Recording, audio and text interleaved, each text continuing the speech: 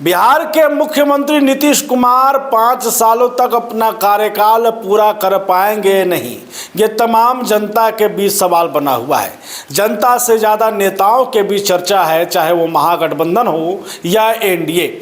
यही कारण है कि लगातार इस बात की सुगबुगाहट चाहे एनडीए के खेमे से सामने आ रही हो या महागठबंधन से कि नीतीश कुमार को लेकर के दोनों तरफ से चिंता व्याप्त है। एनडीए के तरफ से भी है कि नीतीश कुमार के बाद क्या होगा, और महागठबंधन में है कि नीतीश कुमार क्या बीजेपी के साथ 5 साल तक रह पाएंगे। क्योंकि जिस तरीके से इस बार जनता ने जनाधार दिया है, 200 का आंकड़ा एनडीए को मिला है, पार मिला है कहिए, उसमें सबसे बड़ी पार्टी बीजेपी है। और बीजेपी का जो स्वभाव अब तक की राजनीति में देखा गया है, वो तमाम महागठबंधन के लोगों की चिंता है। लोग कह रहे हैं कि जिस तरीके से बीजेपी जहां भी अपनी मजबूत पकड़ बनाती है, जहां भी वहां पर परिवर्तन देखने को मिलता है। लेकिन एक सच ये भी है कि नीतीश कुमार राजनीति के सबसे पुराने खिलाड़ी में से हैं। हमने लगातार आपको वीडियो दिखाया था जहां आपको बताया था कि नीतीश कुमार भी चुपचाप बैठे नहीं हैं।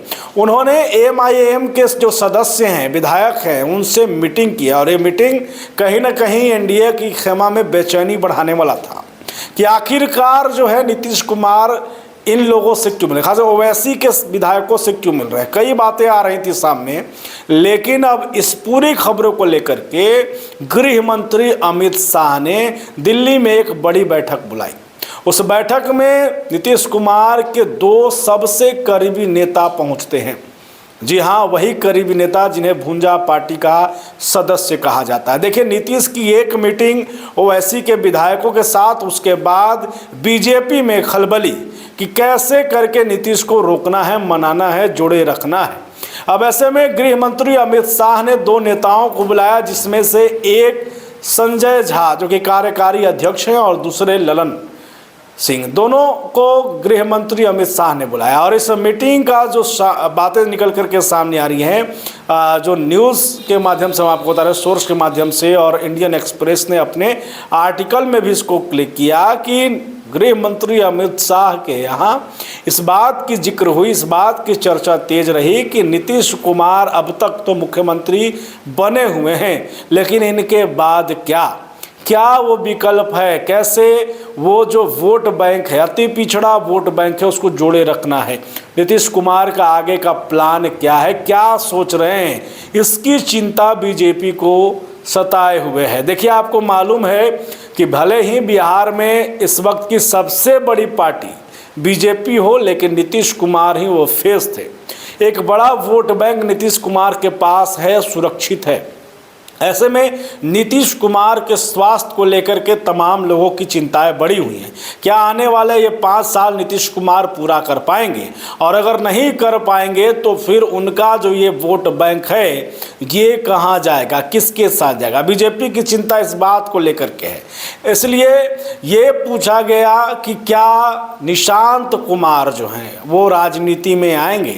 निशांत को क्या नीतीश अपनी जगह, यानी कि अपनी जो उत्तराधिकारी की जगह है उसको देने की कोशिश कर रहे, देंगे नहीं देंगे। क्या नीतीश कुमार के रहते निशांत भूमिका में आएंगे, राजनीति की मुख्य भूमिका में आएंगे। तमाम सवालों पे चर्चा हुआ।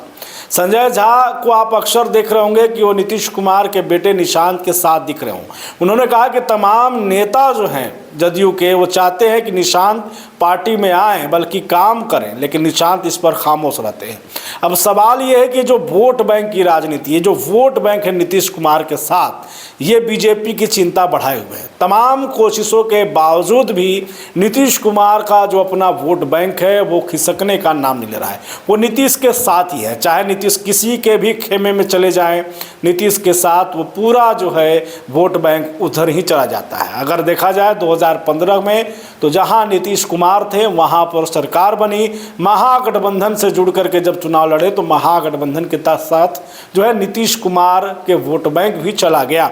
अब इस पर लगातार मंथर जारी है, और सवाल ये है कि क्या नीतीश कुमार के स्वास्थ्य से पहले, नीतीश कुमार का जो स्वास्थ्य है उससे पहले बीजेपी जो है यहाँ पर बड़ा फेरबदल करेगी, उसकी रणनीति बनाई जा रही है और उसके तौर पर क्या निशांत कुमार एक चेहरा बनकर सामने आएंगे। देखिए, नीतीश कुमार राजनीति के सबसे धुरंधर खिलाड़ी में से एक माने जाते हैं। साफ कहते हैं कि जब तक हम हैं, हम पर किसी तरीके से परिवारवाद का कोई आरोप नहीं लगा सकता। इसीलिए निशांत कुमार की भूमिका उन्होंने कई जगहों पर कम कर दी। जब 2025 चुनाव के दौरान निशांत कई जगह पर एक्टिव दिखे तो उन्होंने उन्हें रोक दिया। अब ऐसे में निशांत कुमार को रोकने की वजह तो साफ दिख रही है, लेकिन नीतीश कुमार के बाद का क्या होगा, नीतीश कुमार के बाद कौन, इसका सवाल दोनों तरफ से है, चाहे महागठबंधन हो या बीजेपी एनडीए।